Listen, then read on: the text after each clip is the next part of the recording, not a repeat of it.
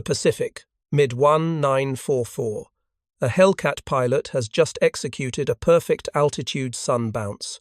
He's screaming down from 24,000 feet at 430 miles per hour, his target a 0 centered in his gun sight. The sun is behind him. The Japanese pilot has no idea death is arriving at 7 miles per minute. This is where most pilots in 1943 would have made their critical mistake. They would have opened fire at 1,200 feet, held the trigger for 2 seconds, then pulled back on the stick to avoid overshooting their target. Pull out at 1,000 feet, climb back to altitude, reset for another pass. It seems logical. It seems safe. It's also the reason those pilots achieved maybe 2 or 3 kills before dying. The problem reveals itself in the mathematics of deflection shooting. When you're diving at 430 miles per hour and your target is flying straight and level at 220 miles per hour, you're closing at over 600 feet per second. At 1,200 feet of separation, you have exactly 2 seconds before you pass through your target's position. 2 seconds sounds like adequate firing time. 6. 50 caliber machine guns, cycling at 800 rounds per minute, combined deliver roughly 160 rounds in 2 seconds. That should be devastating, except you're not shooting at a stationary target on a range. You're shooting at an aircraft that's moving laterally across your field of view, while you're simultaneously moving forward at extreme velocity. Your rounds have to travel from your guns to the target's position, but by the time they arrive, 50 caliber rounds travel at roughly 2,900 feet per second. The target has moved. You're not aiming at where the target is. You're aiming at where it will be. Lieutenant Commander John Jimmy Flatley figured out the deflection problem in early 1944, but his solution seemed counterintuitive to the point of suicidal. Instead of pulling out early, Flatley kept diving. He held his attack angle through the target's altitude and below it, pulling out 2,000 feet lower than his target had been flying. His squadron mates thought he was showing off. Then they looked at his gun camera footage. Flatley's firing solution lasted not 2 seconds but 5 to 6 seconds. He opened fire at 1,500 feet of separation and held the trigger until he was 400 feet away, screaming past and below the target aircraft. In those 6 seconds, his guns delivered approximately 480 rounds. More importantly, his relative motion vector stayed constant. He wasn't pulling up and bleeding energy. He wasn't changing his dive angle. He was a ballistic object with guns, and his target stayed in his sight picture for 3 times as long as pilots who pulled out early. The results were unambiguous. Pilots pulling out at their target's altitude achieved an average of 11% hit probability. Flatley's through-target diving technique achieved 34% hit probability. In practical terms, that's the difference between maybe damaging an enemy aircraft and definitely destroying it. A 0 can survive 30, 50 caliber hits if they're scattered across non-critical areas. It cannot survive 160 rounds concentrated in the fuselage and wing root, but the technique requires violating every instinct about self-preservation that flight training drills into pilots. You're diving directly at another aircraft at closure rates above 600 miles per hour. You're holding that dive past the point where a mid-air collision becomes possible. You're committing to a flight path that takes you below your target, which means you're temporarily giving up the altitude advantage you worked so hard to achieve. Before we jump back in, tell us where you're tuning in from, and if this story touches you, make sure you're subscribed because tomorrow I've saved something extra special for you. Every fiber of pilot survival instinct screams to pull up earlier. Stay high, maintain energy advantage, don't dive below the enemy. The problem is that instinct produces survivors who don't kill enough enemy aircraft to win the war. Flatley's technique produces killers. The physics of why this works comes down to angular velocity and time on target. When you're diving at a steep angle toward an enemy aircraft flying perpendicular to your flight path, the rate at which your gun sight pipper moves across the target decreases as you get closer. At 1,500 feet, your gun sight might be tracking across the target at 50 degrees per second of angular change. At 800 feet, that angular velocity drops to 20 degrees per second. At 400 feet, it's down to 8 degrees per second. Slower angular velocity means easier tracking. It means more rounds on target. It means you're not jerking your stick around, trying to keep a rapidly moving pipper aligned with a rapidly moving target. You're making micro-adjustments to keep the sight relationship stable while your guns hammer rounds into the enemy aircraft's critical structures. Commander David McCampbell saw Flatley's gun camera footage and immediately recognized that this technique wasn't just better, it was the complement to altitude sun positioning that completed the tactical revolution. Positioning with the sun gave you invisible approach. Diving through the target gave you killing power. Together, they transformed adequate pilots into ace-makers. McCampbell made through-target diving mandatory for Air Group 15 inches March 1944. His pilots resisted initially. The technique felt wrong. During practice, runs against towed sleeves, pilots instinctively pulled up when they reached the target altitude. McCampbell made them run the drills 50 times until the dive-through became automatic. He didn't care if they liked it. He cared if they survived while killing the enemy. The first combat test came during strikes against Truk on the 29th of April 1944. 8 Hellcats from VF-15 bounced a formation of 12 zeros from 23,000 feet using textbook altitude sun positioning. The zeros never saw them coming. But instead of pulling up at the zero formation's altitude 17,000 feet, McCampbell's pilots held their dives through 15,000 feet before pulling out. The engagement lasted 90 seconds. All 12 zeros destroyed. 0 Hellcat losses. Gun camera review showed multiple zeros literally disintegrating under concentrated fire. Wings separating from fuselages, canopies exploding, fuel tanks detonating. These weren't damage kills where an aircraft trailed smoke and eventually crashed. These were instantaneous structural destructions. 1 Zero pilot managed to bail out and was recovered by American submarines 3 days later. His debriefing statement, translated from Japanese: "I did not see the attack. My wingman exploded. Then my aircraft was hit. I counted to 3 and everything was fire. I do not know how many aircraft attacked us. I only saw 1, and only after I was already burning." The technique spread through Task Force 58 with remarkable speed because the results were undeniable. Squadrons that adopted dive-through tactics showed immediate improvement in kill ratios. VF-8 went from 4 to 1 inch May 1944 to 1-2 to 1 inch June. VF-27 jumped from 6 to 1 to 1-8 to 1 over the same period. These weren't elite squadrons with exceptional pilots. These were average fleet fighter squadrons with standard training pipelines. The only variable that changed was the diving technique, but there was a problem that became apparent as more pilots attempted the tactic. Diving through the target requires precise energy management. If you dive too steeply, you build excessive speed, and your controls stiffen to the point where pulling out becomes difficult. If you dive too shallow, you don't maintain adequate closure rate, and the target can maneuver away. The optimal dive angle sits between 45 and 60 degrees, depending on initial altitude, target altitude, and target aspect. That's a narrow envelope. New pilots struggled to judge the angles correctly in the chaos of combat. They'd start their dives too steep, realize their mistake at 400 miles per hour, and either pull out early or risk overstressing their airframe in the recovery. Several pilots bent their aircraft pulling 8G recoveries from overspeed dives. 2 pilots in June 1944 pushed their Hellcats beyond structural limits. Both aircraft shed wings during the recovery pull. Both pilots died. McCampbell's solution was ruthlessly practical. Standardize the geometry. Instead of teaching pilots to judge dive angles dynamically, he created a simple formula based on altitude differential. If you're bouncing from 7,000 feet above the target, you dive at 50 degrees and pull out 2,000 feet below the target. If you're bouncing from 10,000 feet above, you dive at 55 degrees and pull out 3,000 feet below. If you're bouncing from 5,000 feet above, you dive at 45 degrees and pull out 1,500 feet below. These weren't arbitrary numbers.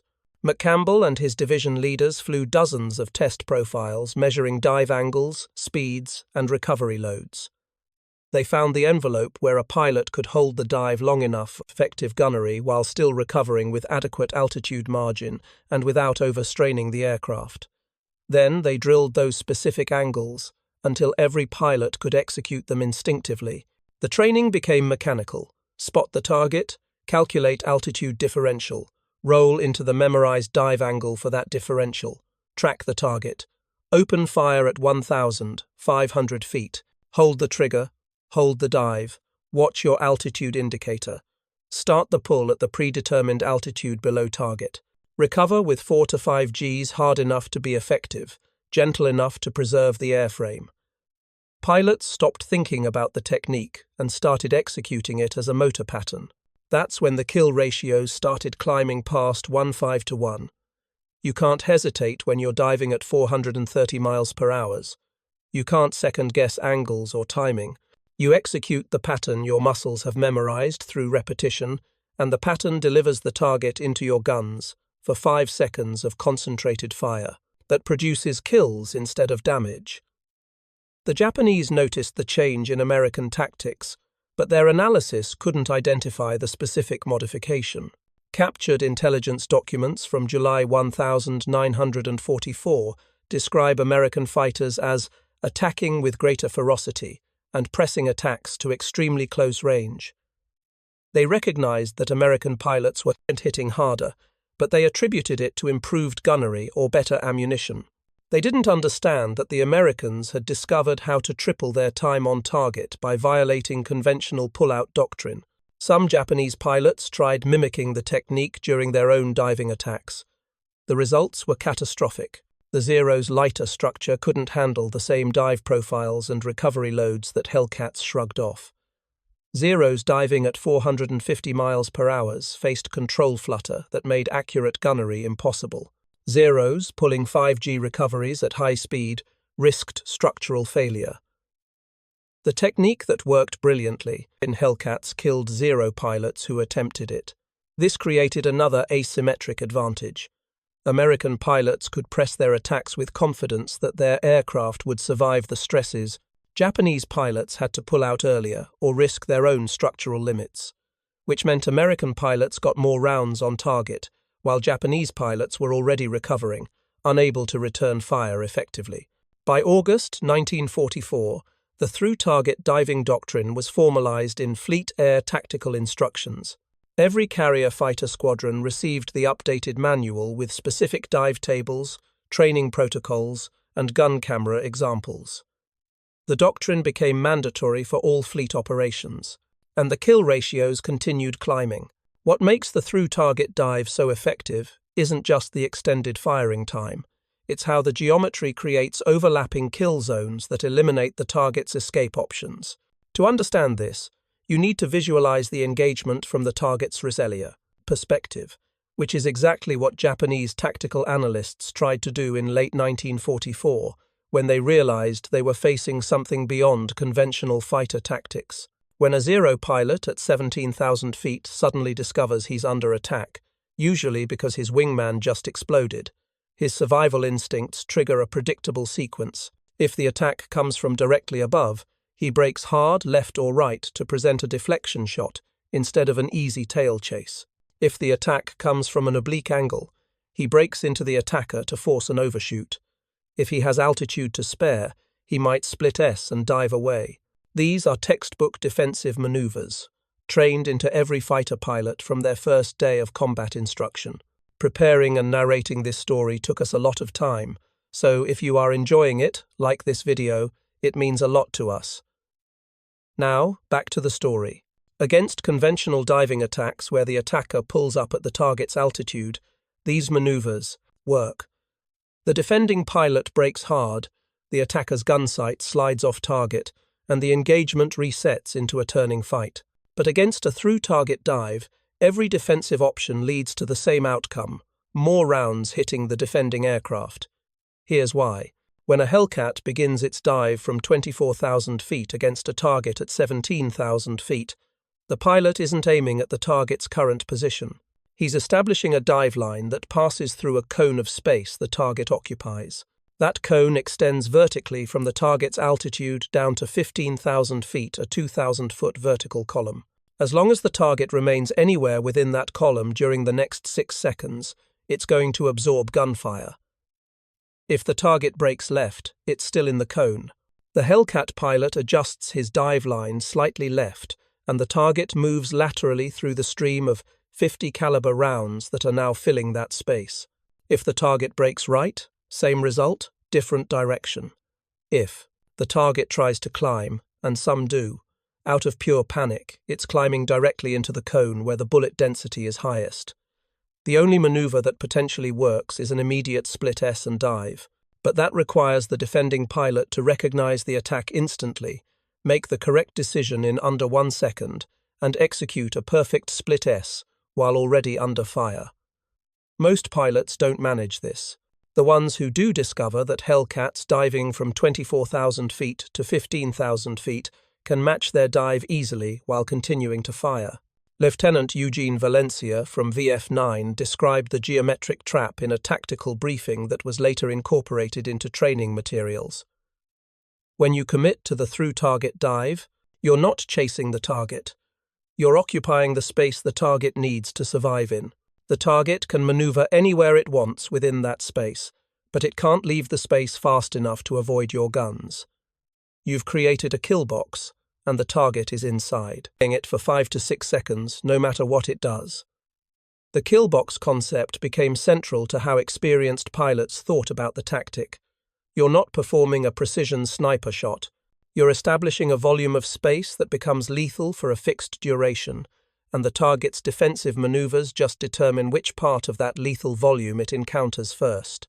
Gun camera footage from July and August 1944 shows this with disturbing clarity. A Hellcat dives on a Zero. The Zero breaks hard left, the Hellcat's nose tracks left, and the tracer stream follows. The Zero reverses right, the tracers follow right. The Zero tries to climb. The tracers walk up the fuselage. The Zero finally attempts a split S, and the tracers follow it through the first 90 degrees of the roll before the Zero explodes. Total time from first round fired to destruction, 4.2 seconds. The Zero pilot tried 4 different defensive maneuvers. None of them worked because all of them kept him inside the kill box. The mathematical reality is brutal.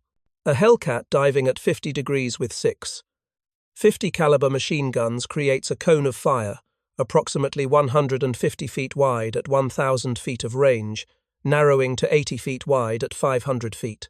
A Zero's wingspan is 39 feet. Its fuselage length is 29 feet. If that Zero is anywhere within the cone, which extends through 2,000 feet of vertical space, some percentage of the roughly 480 rounds being fired will hit it. And at 50 caliber, you don't need many hits. 20 rounds in the wing root will separate the wing. 40 rounds in the engine will stop it. 60 rounds anywhere in the fuselage will likely kill the pilot or detonate fuel tanks. The Japanese tried developing countermeasures, but the geometry defeated every attempt. In September 1944, experienced Zero pilots were instructed to fly with extreme altitude, separation wingmen positioned 3,000 feet above their leaders. The theory was that the high wingman might see the diving attacker early enough to warn his leader. In practice, the high wingman just became the first target. Hellcats bouncing from 25,000 feet killed the high wingman first, then dove through to kill the leader. The vertical separation created easier sequential targeting instead of mutual support. Other Japanese squadrons experimented with violent random maneuvering the moment they reached combat areas. Constant jinking, altitude changes, speed variations, never flying straight for more than 5 seconds. This degraded the formation's combat effectiveness and burned fuel at catastrophic rates, and it still didn't work. The Hellcats adjusted their dive timing by 2 seconds, and the killbox geometry remained lethal. The most desperate countermeasure appeared in October 1944. Immediate split S. The moment anyone in the formation calls out an attack, regardless of where the attack is coming from. Just split S, dive, run. Some pilots survived this way, but survivors weren't completing missions. A formation that immediately dives away from every threat never reaches its target. The Americans didn't need to shoot down every Japanese aircraft. They just needed to prevent Japanese aircraft from accomplishing their missions, and the aggressive through-target diving doctrine achieved this completely. But there's a darker element to the geometry that American pilots discovered and initially struggled with. The psychological effect of pressing attacks to extremely close range. When you dive through a target, holding your fire until 1,500 feet, and keeping the trigger depressed until 400 feet, you experience something most pilots never train for. You watch in high-definition detail as your rounds impact the target aircraft. You see the fabric tearing, you see the metal deforming, you see the canopy shattering. Sometimes you see the pilot. Lieutenant Robert Duncan from VF-12 wrote about this in a letter to his sister that was found in his personal effects after the war. The gunnery training we did back in Florida used towed sleeves or ground targets. You'd see the rounds hit, but it was abstract. Like shooting paper targets. The first time I pressed an attack to 400 feet against a Zero, I watched the pilot's canopy explode and I could see into the cockpit. I could see him moving. Then my rounds hit him and he stopped moving. I pulled out and climbed back to altitude, and I couldn't stop shaking for 10 minutes. I killed him. I know that's the job. I know it's war, but pressing attacks that close makes it personal in a way that shooting from 1,000 feet never did. Squadron commanders recognized that the psychological demands of through-target diving were different from conventional combat.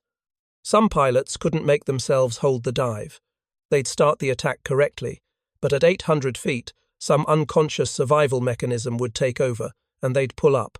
These pilots were quietly reassigned to other duties: bomber escort, reconnaissance, combat air patrol at lower altitude. There was no shame in it. The Navy needed pilots, and not every pilot could execute every tactic. But the pilots who could press through target attacks developed a particular reputation. Other pilots called them undertakers or grave diggers. The nicknames weren't meant as compliments. There was something unsettling about pilots who could dive to 400 feet, watch their rounds destroy another human being in mechanical detail, then pull up and immediately start looking for the next target. These were the pilots who ended the war with 15, 20, 30 kills. Commander McCampbell was one of them. His gun camera footage shows a consistent pattern. Dive, fire, close to approximately 350 feet, pull out. Never closer than 300 feet that was pushing the collision envelope too far. Never farther than 500 feet that was leaving kills incomplete. His range discipline was mechanical. He'd found the optimal distance where lethality maximized and safety remained acceptable, and he executed that pattern with no variation. Post-war analysis of McCampbell's 34 kills shows that 31 of them occurred during attacks where he pressed inside 500 feet before pulling out. The other 3 were longer-range deflection shots, where the target maneuvered into his fire stream. His average firing range was 420 feet. That's close enough to see details of the enemy aircraft that would haunt normal people. McCampbell described it clinically in his debriefings. You hold the sight relationship. You watch the round's impact. You assess damage. If the target is destroyed, you pull out and acquire the next target. If the target is damaged but still flying, you adjust and fire again. Emotion doesn't help. Distance assessment and trigger control produce kills. The geometry of the through-target dive made this kind of mechanical killing possible. You weren't dogfighting. You weren't reacting dynamically to an opponent's maneuvers. You were executing a ballistic problem with a known solution. Calculate altitude differential, establish dive angle, track the target through the dive, fire at the predetermined range, hold the trigger until the predetermined exit range, pull out at the predetermined altitude. The human being in the target aircraft wasn't relevant to the geometry. They were simply part of the object that needed to be destroyed. This sounds sociopathic, and maybe it was, but it was also the most effective fighter tactic developed during World War II. The pilots who could compartmentalize the human element and execute the geometric problem achieved kill ratios that seem impossible. The pilots who couldn't stop seeing the human element survived but didn't kill enough enemy aircraft to be statistically relevant. By November 1944, the doctrine had evolved to include multiplane coordination that made the geometry even more lethal. Instead of single Hellcats diving through targets, divisions of 4 aircraft would establish stacked dives. The first Hellcat would dive through the target at 50 degrees. The second would dive through the same target at 55 degrees, offset by 3 seconds. The third would dive at 45 degrees, offset by 6 seconds. The fourth would hold high position and dive only if the first 3 attacks failed to destroy the target. This created a kill box that existed not for 6 seconds but for 15 seconds. The target had to evade not 1 stream of fire but 3, coming from slightly different angles, at slightly different times. Gun camera analysis from the Battle of Leyte Gulf shows Japanese aircraft attempting to evade the first attacker, succeeding in forcing a miss, then immediately getting hit by the second attacker, whose dive line compensated for the target's evasive maneuver. Or the target would evade both the first and second attackers, but the evasive maneuvers would bleed so much energy that the third attacker found an essentially stationary target. The coordinated dive doctrine pushed kill probability per attack, run from 34% to 61%. Nearly 2 out of every 3 targets died during the first attack sequence. The ones that survived the first sequence were usually so damaged or disoriented that they became easy kills for follow-up attacks or for the lower combat air patrol stations that caught them trying to escape at low altitude. Japanese tactical analysts examining American gun camera footage recovered from downed Hellcats recognized what they were seeing but couldn't develop a counter. One translated intelligence assessment from January 1945 states, American fighters employed diving attacks pressed to suicidal proximity. Their pilots display no survival instinct during the attack phase. They appear to accept the possibility of collision as acceptable if it achieves target destruction. Our pilots cannot match this level of aggression without similar disregard for survival.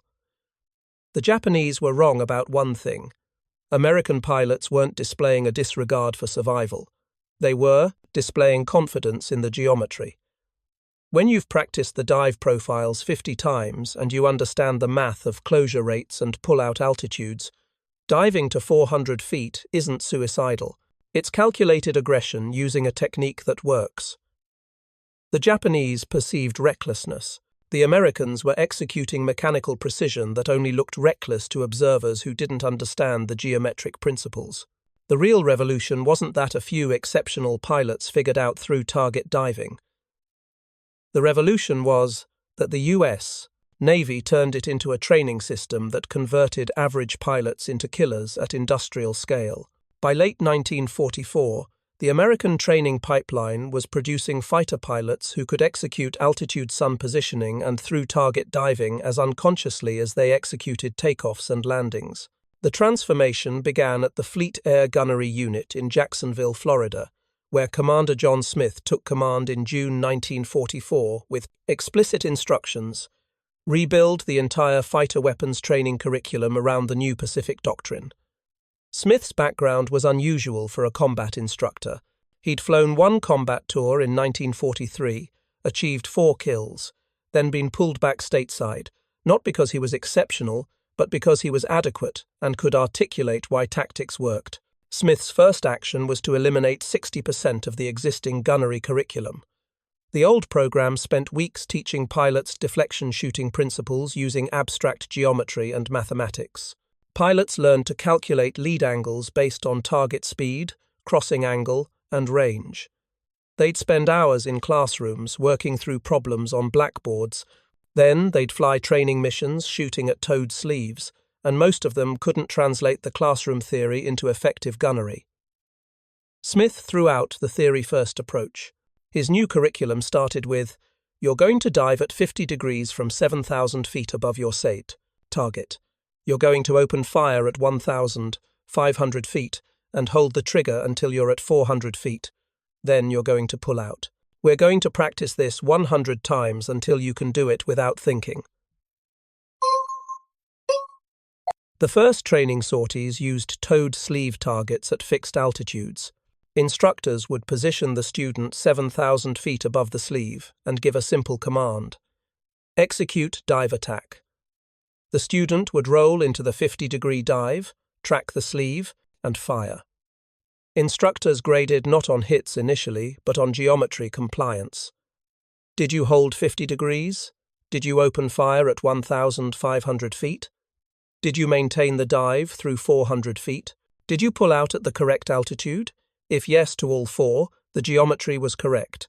If no to any, you repeated the run until you got it right. Only after a student could execute the geometric profile 10 consecutive times did instructors start evaluating hits on target. And here's what Smith discovered. Once the geometry was correct, hits became automatic. Pilots who couldn't hit a towed sleeve when they were theory crafting deflection angles in their heads could shred the same sleeve when they executed the standardized dive profile. The extended time on target made gunnery almost idiot-proof. Training statistics supported this. Under the old curriculum, pilots averaged 8% hits on towed sleeves during advanced gunnery training. Under Smith's curriculum, pilots averaged 26% hits after the first 20 training dives and 38% hits after 50 training dives. The improvement came from eliminating variables. Instead of asking pilots to calculate dynamic deflection while maneuvering, the curriculum asked them to execute a fixed geometric sequence and let the geometry solve the deflection problem automatically. But the real breakthrough came when Smith introduced the stress inoculation component in August 1944. He recognized that executing a perfect dive profile on a towed sleeve with no one shooting back was different from executing the same profile while Japanese pilots were trying to kill you. Some pilots would freeze in combat, others would rush the profile and make mistakes. The training needed to replicate combat stress. Smith's solution was elegantly simple: make training actively unpleasant.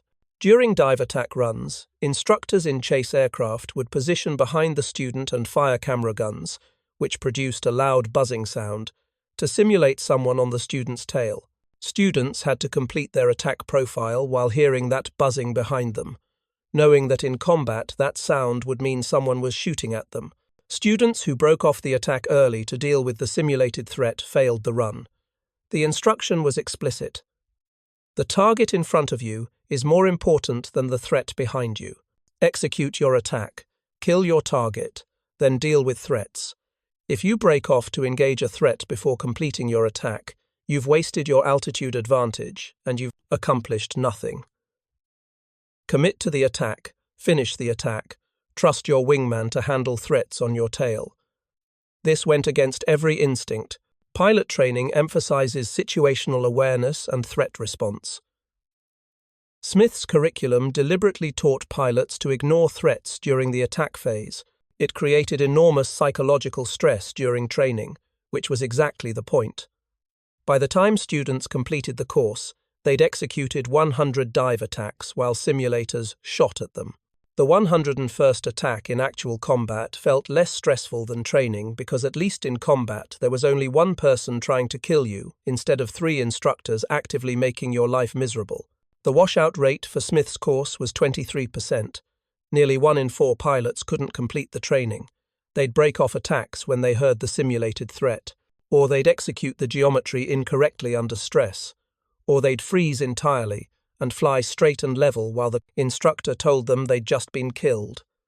These pilots were reassigned to bomber squadrons or transport duty. The Navy needed pilots everywhere, and there was no shame in being unable to execute the most aggressive fighter doctrine ever developed. But the 77% who passed Smith's course arrived at their Pacific Fleet squadrons with capabilities that would have seemed impossible a year earlier. They could execute altitude sun positioning and through target diving under stress, with threats behind them, while managing fuel and ammunition, while maintaining formation position. They were 2 3-year-olds who flew like veterans because the training had compressed 3 combat tours worth of experience into 3 months of deliberate practice. Commander Paul Pugh, who commanded VF-18 aboard USS Intrepid, described the difference in a letter to Smith in October, 1944. I've been flying combat since 1942. I've seen replacement pilots arrive fresh from training, and usually they're dangerous too, in themselves and everyone around them for their first 10 missions. The kids you're sending us now are different. They show up and fly their first mission like it's their 20th. They understand energy management. They execute the doctrine without hesitation. I lost 3 replacement pilots in my first combat tour as squadron commander. I've received 8 replacement pilots from your program, and I haven't lost any of them. Whatever you're doing, keep doing it. The training system scaled rapidly.